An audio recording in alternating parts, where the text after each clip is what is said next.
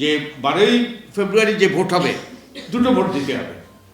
একটা হলো যে জাতীয় সংসদ সদস্য নির্বাচনের জন্য 300 জন জাতীয় সংসদ সদস্য নির্বাচনের জন্য। আরেকটা ভোট হলো যে গণভোট, হ্যাঁ না হয় না। এখন এই 300 জন জাতীয় সংসদ সদস্য দুটো ভূমিকা পালন করবে।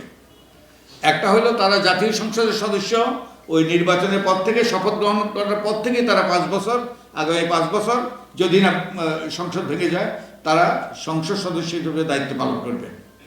পাশাপাশি 180 কর্মদিবস, প্রথম 180 কর্মদিবস তারা সংবিধান সংস্কার পরিষদ বলে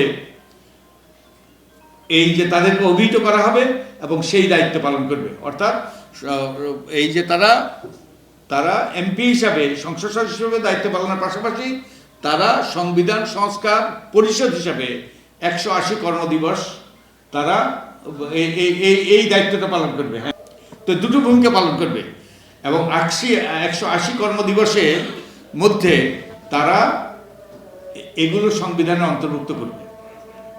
আর যদি অন্তর্ভুক্ত না করে তাহলে কি হবে, এই প্রশ্ন নিশ্চয়ই আছে। দুর্ভাগ্যবশত কিছুই হবে না, এর কোনো কনসিকুয়েন্স নাই। যদিও আমরা ঐক্যমত্য কমিশনের পক্ষ থেকে আমরা বলেছিলাম যে শুধু এই যে গণভোটের বিষয়টা শুধু জনগণের কাছে পাঠানোই হবে না, এটার একটা এই যে সংবিধান, এই যে সংশোধন আইন, এরকম একটা খসড়া করে এটা সংসদকে দেওয়া হবে, আগামী সংসদকে। এবং তারা এটাই বিবেচনায় নিয়ে 180 দিবসের মধ্যে যে ক্যালেন্ডার দিবস আমরা যেটা প্রস্তাব করেছিলাম, কর্মদিবস নয়, 180 দিবসের মধ্যে তারা হয় এটা অন্তর্ভুক্ত করবে, তা না হলে অটোমেটিক্যালি অন্তর্ভুক্ত হয়ে যাবে। কিন্তু সরকার যেটা করেছে সেটা হলো তারা যদি এটা না করে, আর এর আমাদের দুর্ভাগ্য, আমাদের কিছুই করণীয় না, তাই তো? ওকে, তো এখন তো তাহলে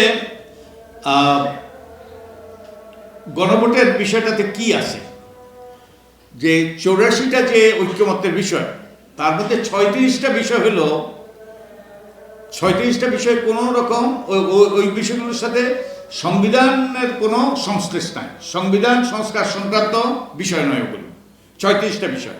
এবং ওই 36টা বিষয় সরকার ওই যে অঙ্গীকার করেছে, তারা ওই যে কোনোরূপ কালক্ষেপণ না করেই তারা বাস্তবায়ন করবে, হয় নির্বাহী আদেশে, না হয় তারা ওই যে অধ্যাদেশের মাধ্যমে তারা বাস্তবায়ন করবে। অধ্যাদেশের মাধ্যমে রাষ্ট্রপতি অধ্যাদেশ জারি করতে পারে, কিন্তু পরবর্তী সংসদ প্রথম অধিবেশনে এটাকে অনুমোদন করতে হবে।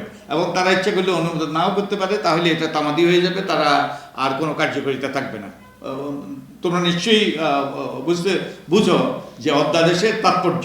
রাষ্ট্রপতি অধ্যাদেশ জারি করলে পরবর্তী সংসদের প্রথম অধিবেশনে এটা সংসদে উত্থাপন করতে হবে।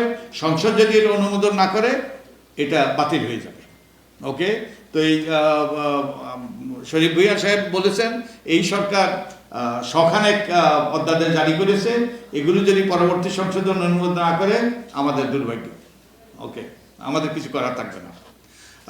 তাই তোমাদেরকে সচেতন হতে হবে, তোমাদেরকে সোচ্চার থাকতে হবে, তাহলে কিন্তু হয়তোবা তারা ওটা করতে রাজি হবে।